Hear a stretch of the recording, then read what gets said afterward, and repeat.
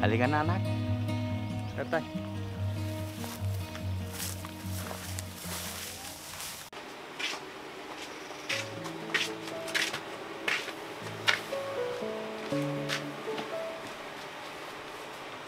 Anak, nakita mo naman yung mga palay natin. Ang gaganda ng butil niya. Oo nga, tay. Siguro naman, hindi na katulad ng nakaraang ani natin. Sigurado yan, anak.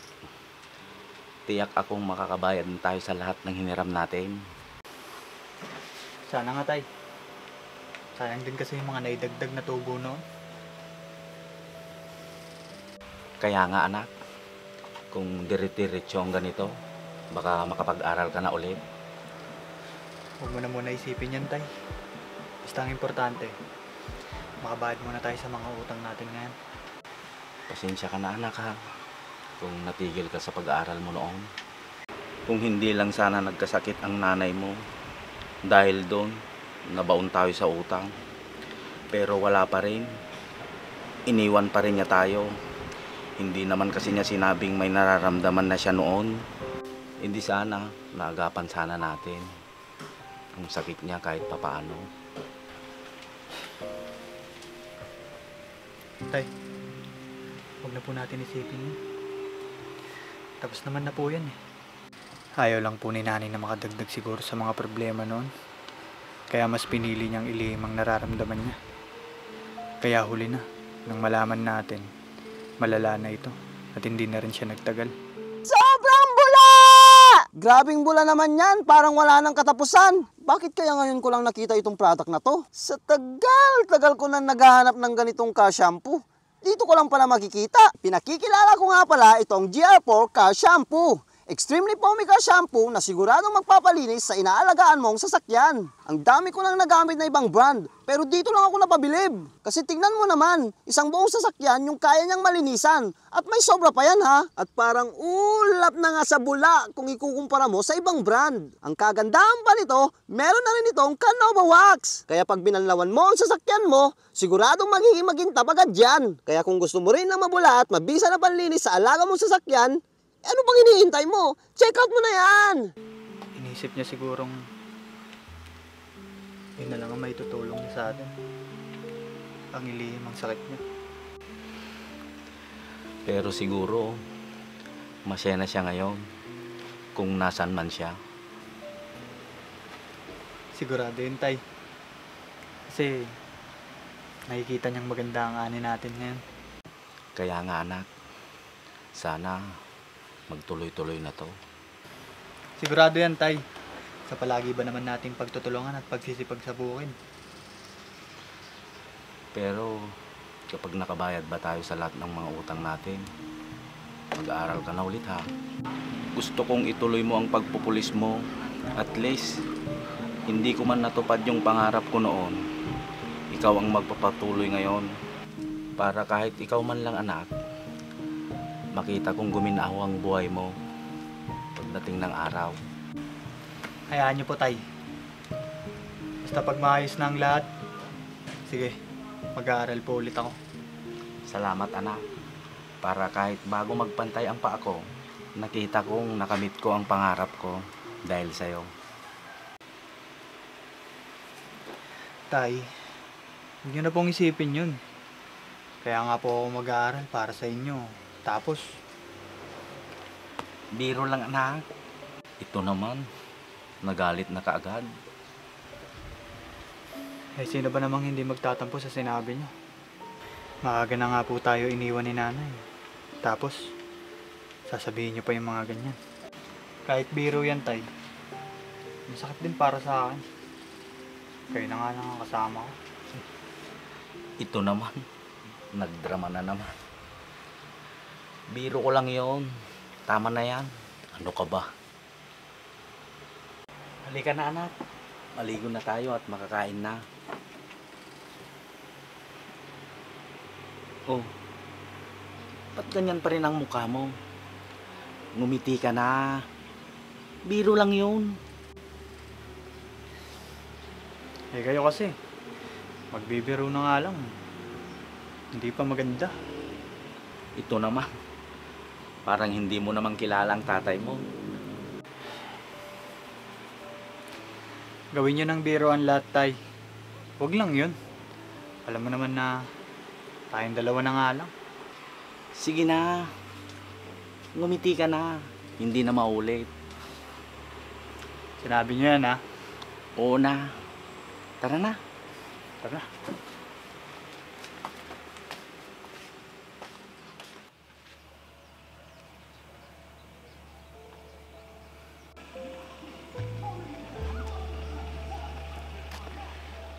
Naku, mabuti na lang at naabutan ko tong taong to. Lagi na lang kasi sila wala pag nagpupunta ako dito.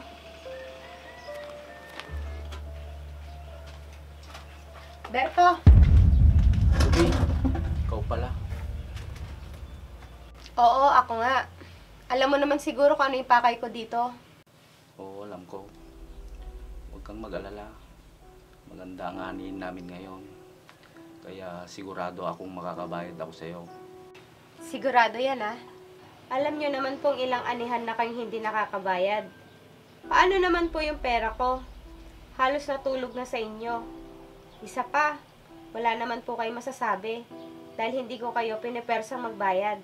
Baka kung sa iba kayo humiram, ewan ko na lang. Yun na nga eh. Nagpapasalamat din ako. Dahil kahit papano, naiintindihan mo kami. Naku, kung hindi lang malapit sa akin yung namayapa mong asawa, ewan ko na lang. Alam mo naman na dahil sa kanya, nabaon kami sa utang sa'yo. Diba? Alam ko naman po yun. Kaya nga, hindi ko kayo pinipilit magbayad. Alam ko yun.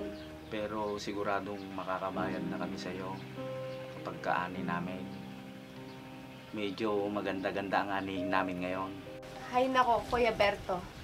Siguraduhin mo lang na makakabayad ka na. Kasi ilang taon nang natutulog yung pera ko sa inyo. Pinapagulong ko lang din yung pera ko para kumita. Alam ko naman yun, Ruby. Kaya sana naman, makabayad na kayo ngayong anihan, ha? Oo, Ruby. Sigurado na yon. Ako, si Aling Ruby. Sigurado akong naniningil na yan. Sige, Kuya Berto. Nagpunta lang ako para ipaalala ko sa inyo. Sige, Ruby. Huwag kang mag-alala. Makakaasa kang makakabayad na kami. Mabuti naman kung ganon. Sige, alis na ako. Sige.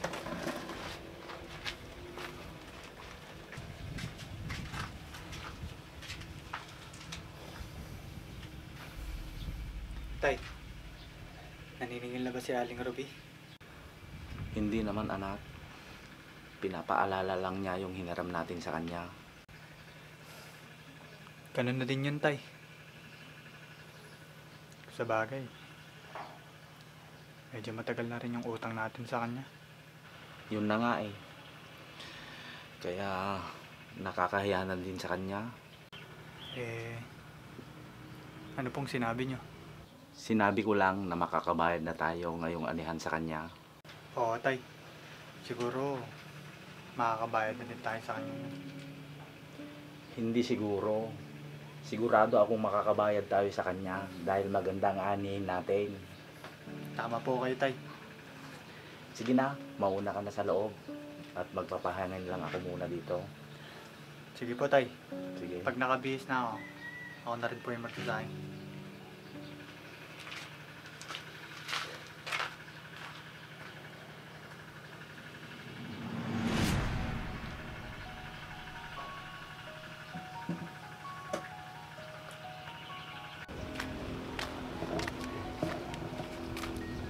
Tay!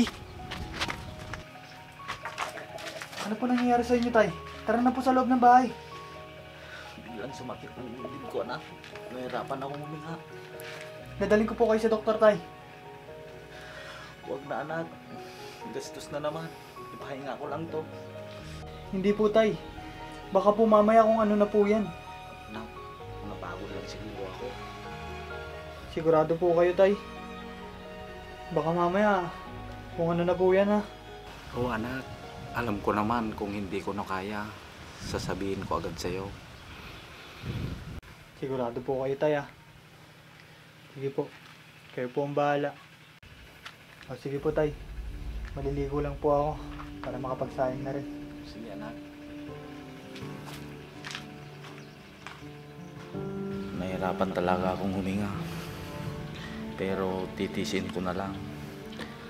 Alam kong wala kaming pera para pampadoktor ako. Isa pa, pambayad namin kay Ruby yung maani namin ngayon. Kaya hindi pwedeng gumastos ako.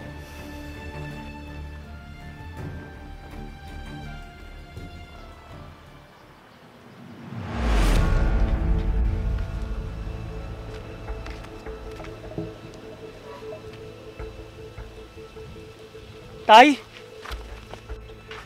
Tay! Tay! Tay! Tay! Gumising po kayo, Tay! Tay! Tay! Tay!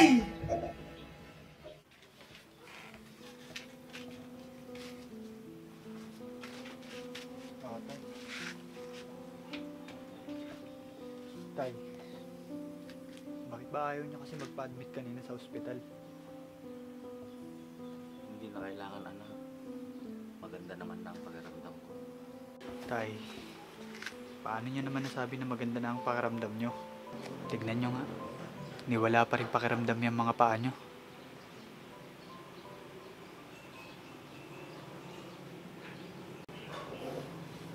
Kailangan niyo pang mag-therapy para makalakad ulit kayo. Hilot at masahe lang ito anak. Makakalakad din ako. Dagdag gastos lang pag nagpa-therapy na naman ako.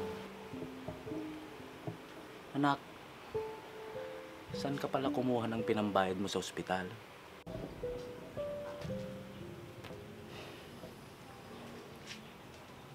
Yun na nga po, Tay. Ginawa ko po sa pinagbentahan natin ng palay yun. Ano? Paano kung naningil na si Ruby sa atin?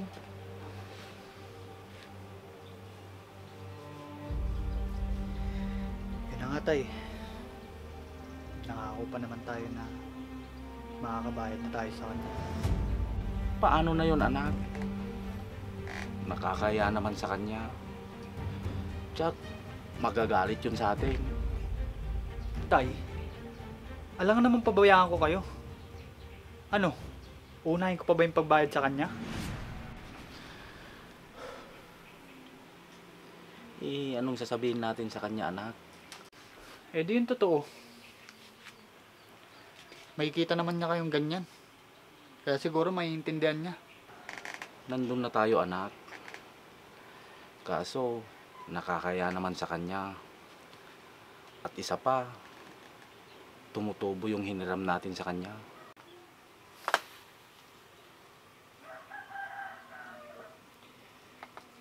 Kahit gusto yun naman natin makabayad sa kanya, Tay. Wala naman tayong magagawa sa ngayon. Ang importante, naipagamot ko kayo. Ayokong mangyari yung kagaya kay nanay. Kakayanin kong tanggapin ang mga sasabihin ni Aling Ruby kaysa ang mawala ulit kayo sa akin. Hindi ko kakayanin yun, Tay. Dadalawa na nga lang tayo. Maraming salamat anak. Tara na po, Tay. Pasok na po kayo sa loob para makapagpahinga na po kayo.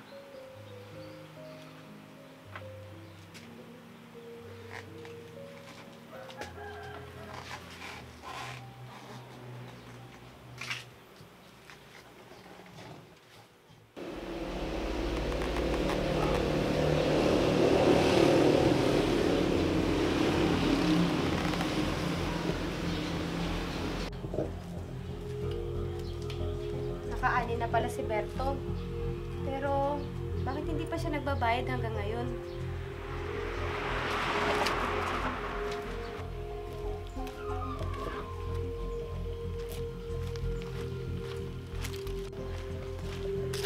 Berto, nasaan na yung pinangako mo? Pasensya ka na Ruby. nagamit kasi yung pera. Hay naku, Kuya Berto. Nangako ka sa akin. Tapos ngayon wala. Sana inunan niyo ako kaysa sa pangangailangan mo. Pasensya ka na talaga, Ruby. Wala talagang naiwan sa pinagbintahan namin ng anak ko. Hay naku, Kuya Berto. Kung ganyan lang din na hindi ka marunong tumupad sa mga pangako mo, magharap na lang tayo sa barangay. Pasensya ka na, Ruby. Dinala ako sa ospital ng anak ko nung nawalan ako ng malay. Tapos, ito pa, hindi na ako makalakad. Ngayon, gusto ko sanang mag-therapy. Kaso, wala naman kaming pera. Kaya, hinihilot ko na lang at minamasahe. Baka sakaling makalakad ako ulit. Pasensya ka na, Kuya Berto. Hindi ko kasi alam. Huwag kang humingi sa amin ng pasensya, Ruby. Kami dapat ang humingi ng pasensya sa'yo. Dahil hindi na naman kami makakabayad sa'yo. Kuya, hayaan ko muna yung utang niyo sa akin. Basta, magpagaling ka. Paano pala yung bukid niyo? Mayroon naman yung anak ko para mag-asikaso nun. Baka nitong sunod na anihan, makabayad na kami sa'yo. Kaya pasensya ka na, Ruby. Huwag niyo muna pong isipin yon. Ang mahalaga, magpagaling muna kayo. Ruby, magkano na yung nadagdag na utang namin sa'yo? Siguro malaki na. Ano pong naidagdag? Yung tubo, ang ibig kong sabihin. Kasi ilang taon na rin. Siguro malaki na. Nako, wala pong naidagdag doon. Alam ko naman, sa pagpapagamot nyo sa asawa nyo, ginamit yun noon. Kaya wala pong tubo yun. Kahit sa ganung paraan lang ako, nakatulong sa inyo. Kaya wag nyong isipin na malaki utang nyo sa akin. Paano na yon? Hindi na naman kami nakabayad sa'yo dahil nagamit ko yung pera. Ganon din po. Hindi ko po tutubuan dahil ginamit nyo po pampadoktor yung hiniram yung pera sa akin. Ruby, maraming salamat kung ganon. Akala ko, ididimanda mo na kami. Hindi ko po gagawin yon. May dahilan naman po kayo, kaya hindi kayo nakabayad. Maraming salamat talaga, Ruby. Mabait ka pala. Akala ko, masungit ka. Minsan kasi, kailangan mo din maging istrikto, kuya. Dahil kung puro kabaitan at awa ang paiiralin ko, baka abusuhin naman ako ng mga tao. Tsaka, hindi na ako makakasingil pag ganun. Paano yung negosyo ko? Di kawawa naman yung pamilya ko, di ba? Sa bagay, tama ka, Ruby. Sige, Kuya Berto. Hindi na ako magtatagal. Isisingilin pa kasi ako. Maraming salamat talaga sa'yo, Ruby. Basta, magpagaling ka. Babalik-balik na lang po ako para dalawin kayo. Salamat talaga. Sige, mag-iingat ka. Sige.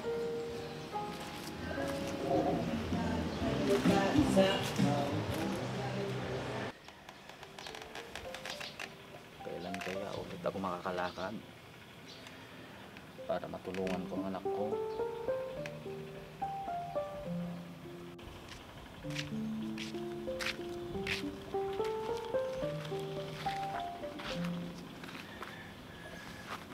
Nakakalabas na mag-isa si tatay.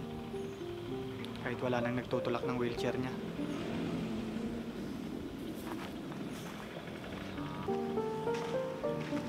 O anak, nandiyan ka na pala. Opo, tay. Tapos na po ako magpatubig ng mga punla. Pasensya ka na, anak, ha, kung hindi na ako nakakatulong sa'yo.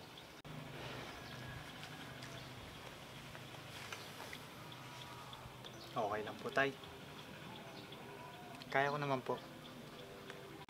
Ang importante, magpagaling po kayo. Pasasan pa't gagaling din po kayo. Basta, tay, magtiyaga po muna tayo sa ngayon. Tama ka dyan, anak. Medyo nakakaramdam na ng kaunti yung paa ko. Magandang balita po yan, tay. konting hilot at masahe na lang po. At inom ng gamot, gagaling na din po kayo, tay. Tama ka dyan, anak. Saan ka pala kumukuha ng ibinibili ng gamot ko? Ayoko malaman ni tatay na ubos na yung pambukid namin dahil sa gamot niya.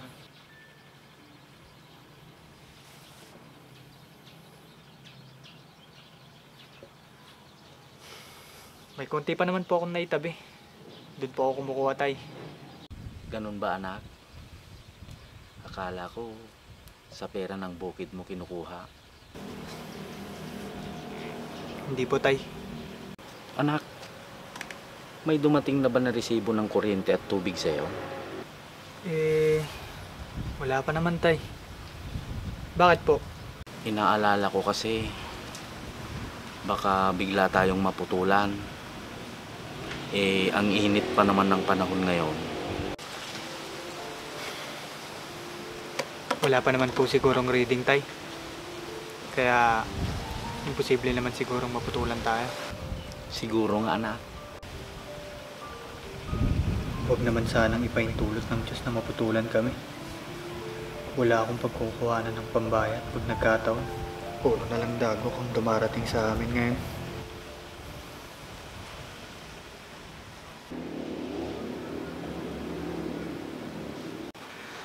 Naku,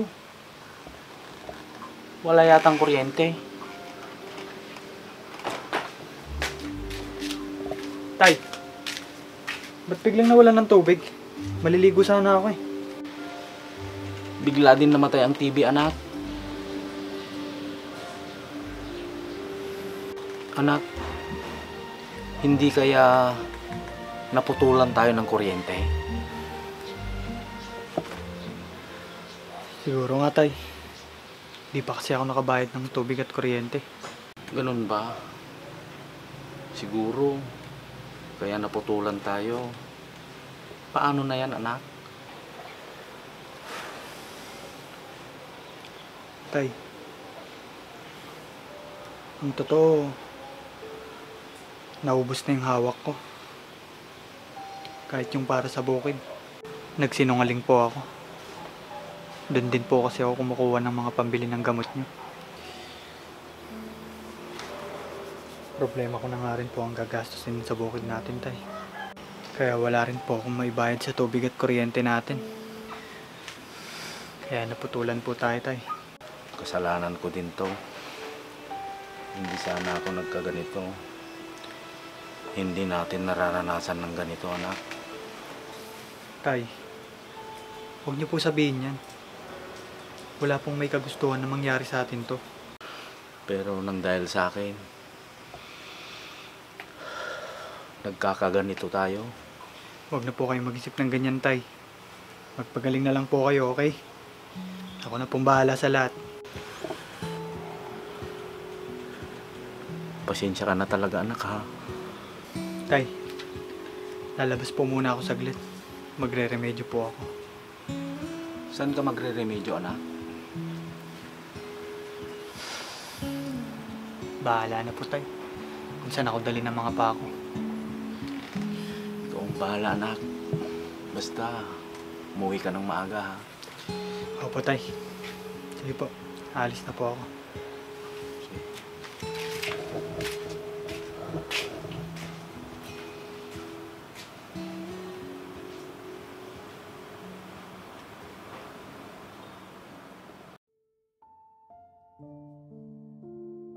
Hindi ko alam kung anong naging kasalanan ko sa mundo para maranasan ng ganito.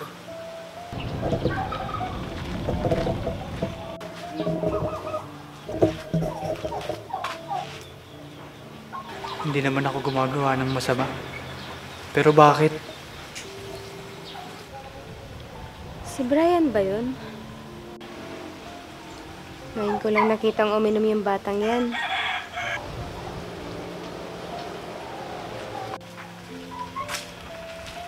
Brian, ba't umiinom ka? Diba, hindi ka naman dating umiinom? Kayo po pala, Aling Ruby. Bakit po kayo nandito? Maniningil po ba kayo ulit? Nako, hindi naman. Bakit po kayo naparito? Napadaan lang ako para kumustahin ko sana ang tatay mo. Nasaan siya?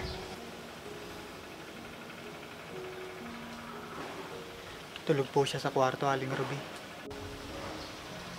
Ganun ba? Ryan, bakit ka pala umiinom? May problema ka ba? Umiinom ng alak ang anak ko. Kung problema lang po. Nako, halos problema na lang po ang meron ako. Nagkasakit si tatay. Naputulan kami ng kuryente at tubig. Walang panggasto sa bukid. At lahat na. Noon yatang nagsabog ng problema ang Diyos. Ako lang ang gising. Kaya nasa loko lahat. Kaya ito ako ngayon. Baka kahit papaano, makalimot ako pag nalasing ako. Brian, hindi mo kailangan gawin yan. Kailangan ko po to. Dahil halos puro itim na ulap na lahat ang nakikita ko sa buhay namin. Brian, huwag mo sabihin yan.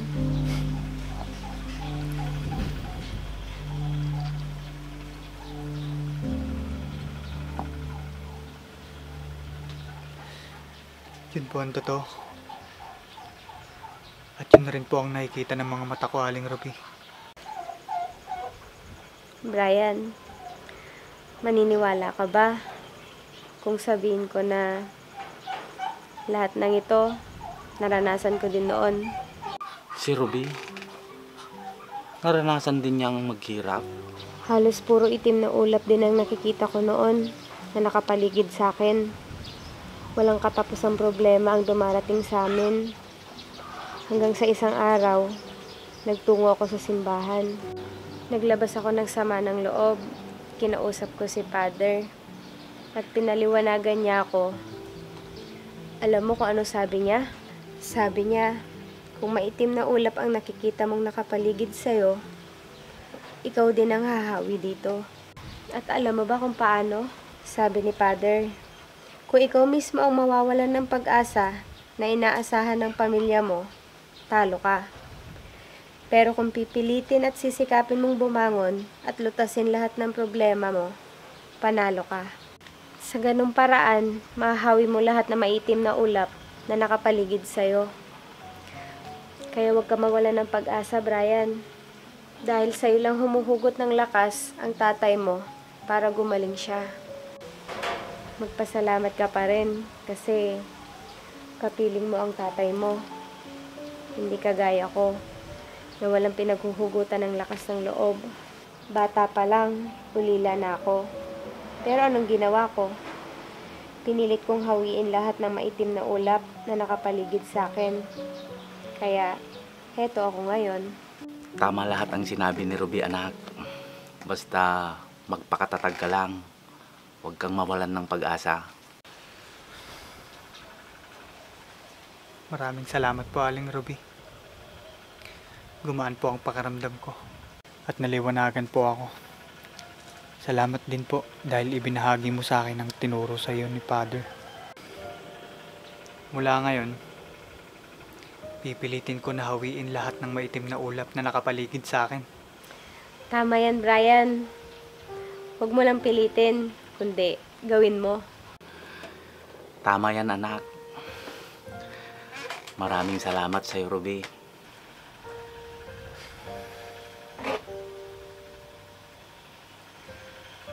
Hindi ito ang solusyon sa mga problema ko.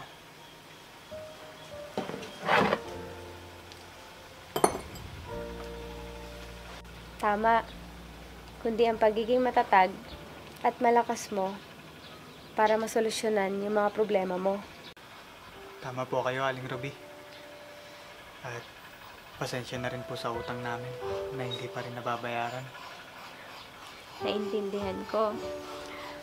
O siya, sige na. Ikumusta mo na lang ako sa tatay mo, ha? At aalis na ako. Sige po, Aling Ruby. Makakaasa po kayo.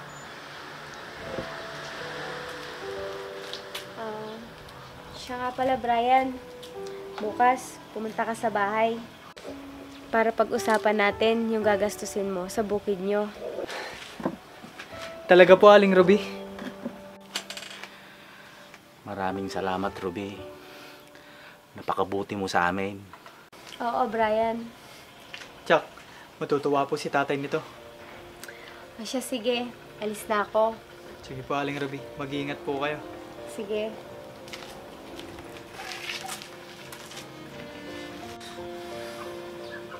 Diyos ko, maraming salamat po. Tama si Aling Ruby. Lalo lang mababalot ng maitim na ulap ang buhay namin kung mawawalan ako ng pag-asa. Kaya habang may buhay, laban lang.